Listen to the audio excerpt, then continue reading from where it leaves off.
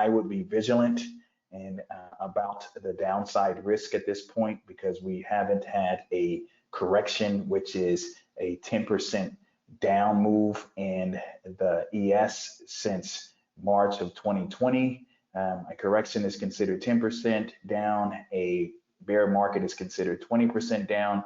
We haven't been even close to this 10% down in the ES. The NASDAQ has had a correction, I think, once or twice since March of 2020.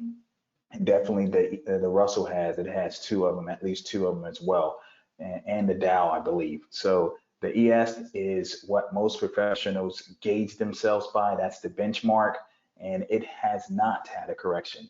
Not that we will have one now, but you want to be vigilant about that. I think we're going to have a nice, somewhat calm fourth quarter of this year, especially when it's time to get into that Santa Claus rally range around Halloween, early November.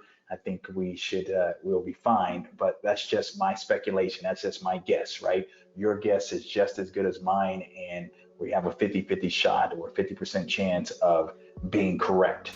So I like to have my assumption and then try to be vigilant about my assumption, or think about the worst case scenario that can happen. And then I try to reduce my risk some, especially on up days. So this kind of live pop-up trading session is about reducing your risk on up days when you have too much risk on the downside. You got too much bullish risk. When I say bullish risk, you need it to go up, and if it doesn't go up, then you lose. So your directional risk is down if your overall portfolio is bullish. So let's just look at a few things that you can do to kind of reduce some of that risk, right? So the first thing you can do is take some profits. You can look for things that you potentially can take profits on. You see that we took some profits on this, Canadian dollar. We have, and we jump over here, we have reduced risk already in the RTY, which is the Russell 2000. Took some profits on that. We took off an iron condor, and then you see this Canadian dollar. So reducing risk or taking profits in this type of scenario at this point. You can also go down and start seeing what things that you have winnings on, right? Taking more profits. What do you have? What are you up on? So I would go through these process, and then on the Tastyworks platform, you can easily see the percentage, and that's where you kind of start at. And then you have to look at the P&L open if it's a spread. So for example, if I highlight this here, this is a spread. So I want to see if this spread is actually winning, right? So in this case, it's not. The short leg is what we're trying to make money on. It's up 435. The long leg, which we just got a built-in hedge, is down 496. So we haven't made any money on this with 10 days to go. Right? So this can be another way you can kind of reduce risk on something like this is roll this part out then.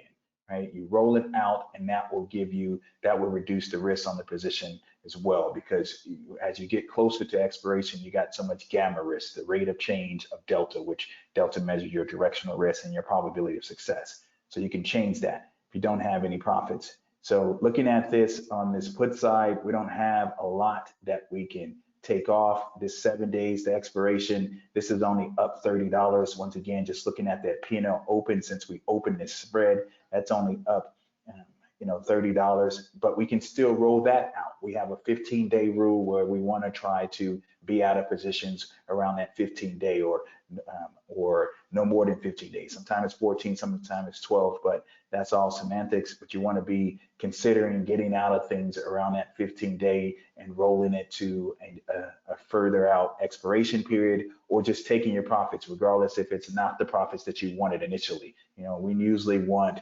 50 to 75% on profits, but if we're only getting 20% or 30%, that is completely fine. Take your profits, move on, take off the risk.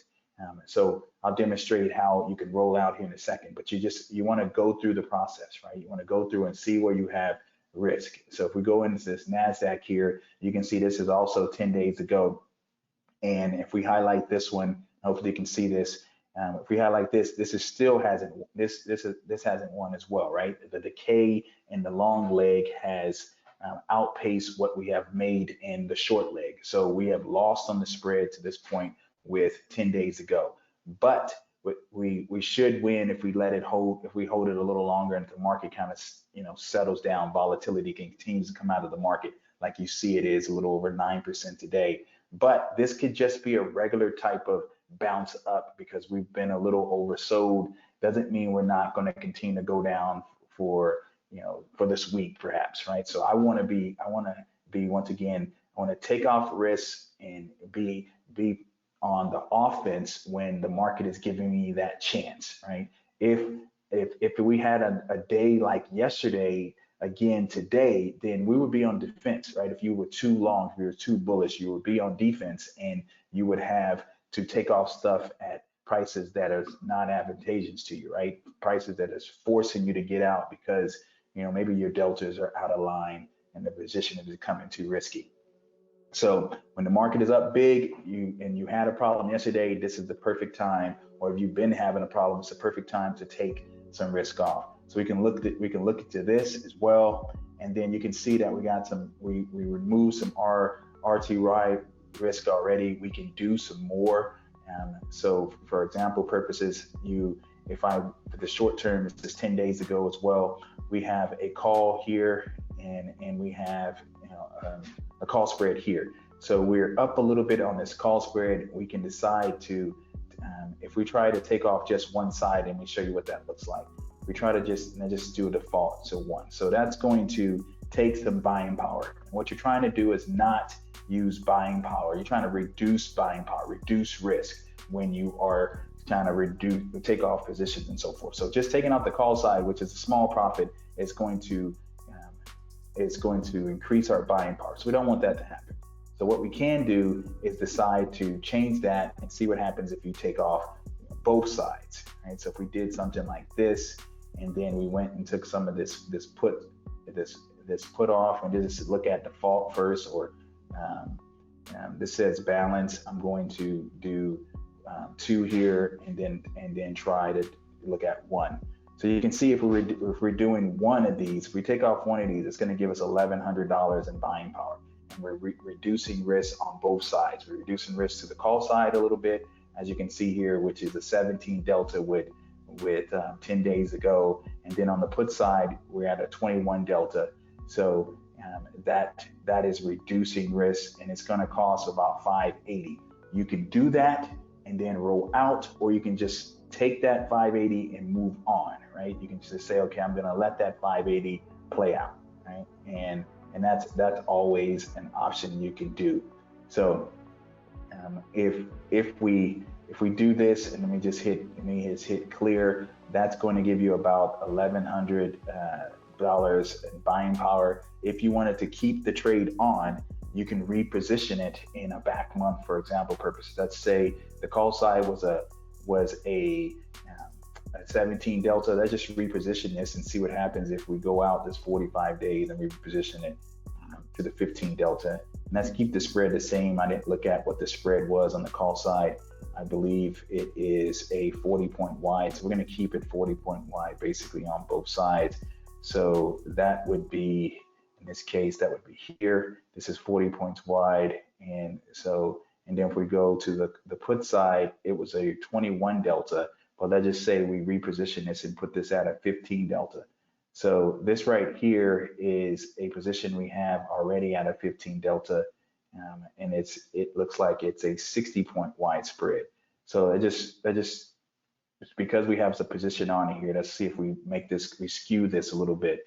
So you can, and don't have to put 2 positions very close to each other. You can, but just for, if we had to adjust this in the future, whatever, it's just easier to do what I'm doing here, right? So 40 points on the put side, on the call side, 60 points on the put side, and it's basically breaking even on here. And the other one is going to give us $1,100 in buying power. So they just say we're going to gain, give or take, $1,000 in buying power just by rolling this out and reducing that front month risk.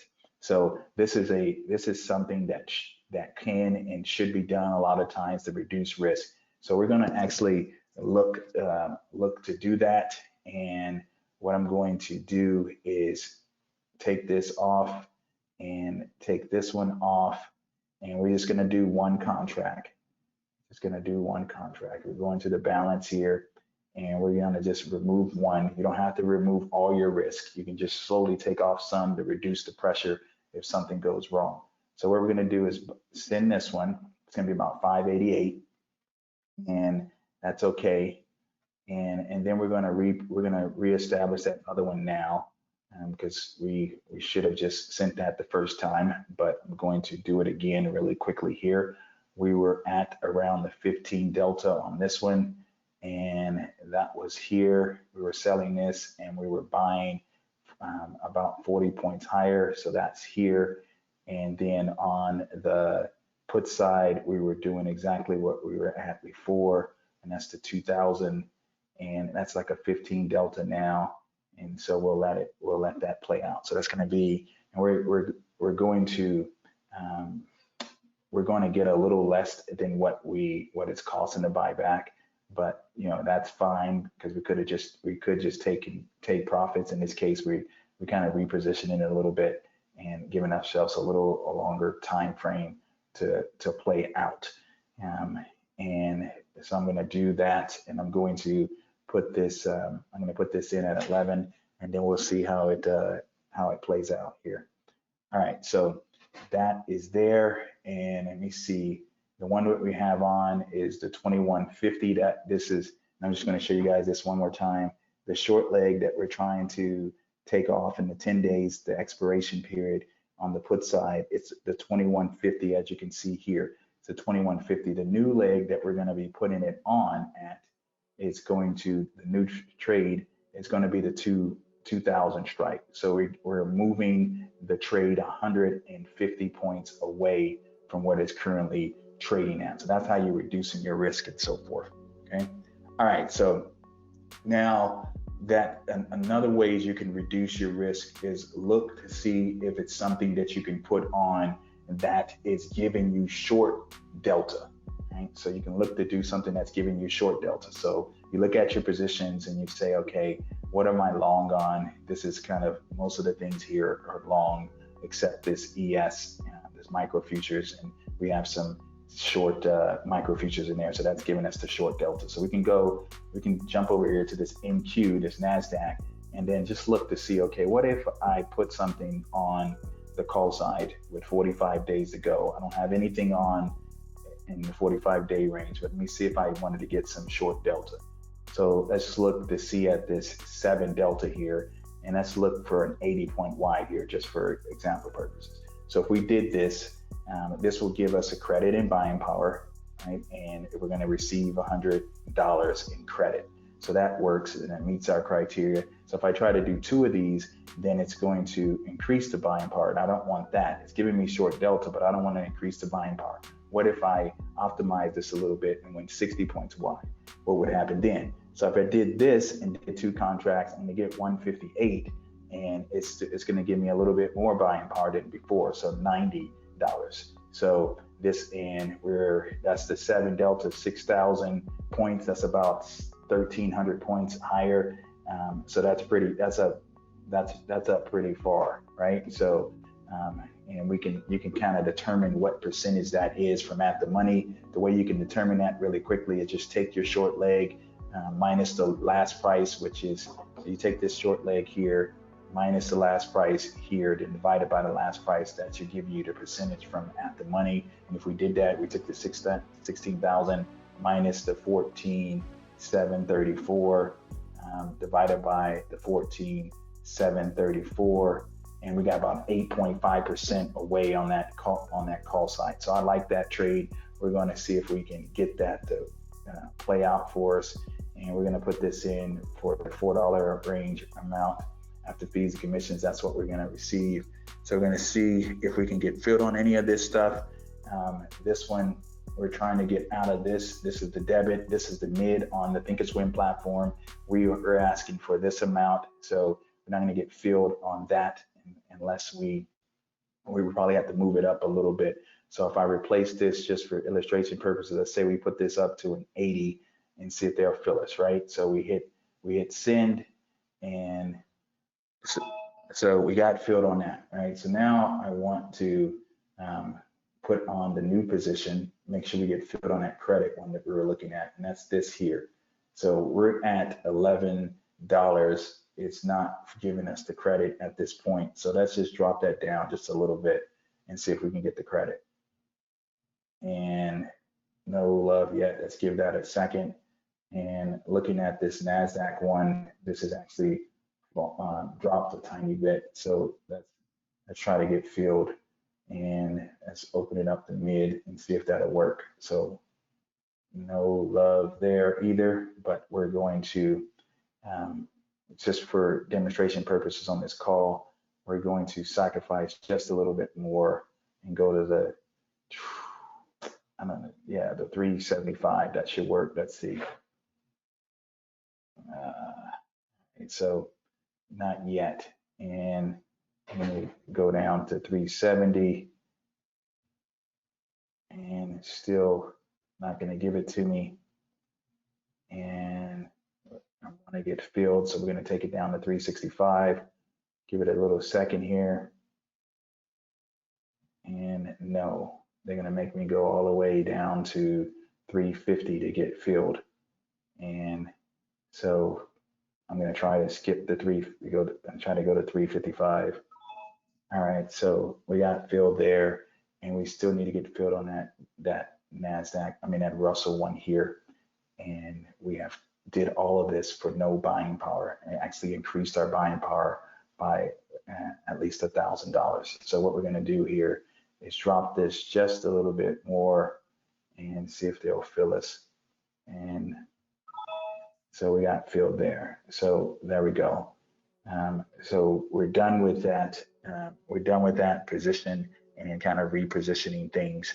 You can do more, like I mentioned. You can go through all your positions and determine what can be taken off at that point. And if not, you can also move them out to further direction, right? Further out expiration period, a later DTE, days to expiration. And that will reduce your risk, because as a primary option seller, and you acting like the insurance company, if you use time as your ally, like extending duration, that's going to reduce your risk, right? So if you're doing something like you're selling long dated positions, the way Ernie teaches us, selling things that are 1 year out, 2 years out, 3 years out, when we're doing that, the risk is at least initially deemed as less risk. It's so far away percentage wise, and it's so much time to before you have to do something, right? So if you have a big move like on Monday that was yesterday to the downside, well, that doesn't, which was Monday, doesn't really affect your positions as much, because so much can happen in the next year still, or so much can happen in the next 2 years. And so that it's not as pronounced when you move from 10 days to 45 days, but it's still a difference, and it's considered less risky. So you have to keep that in mind when you're the primary option seller.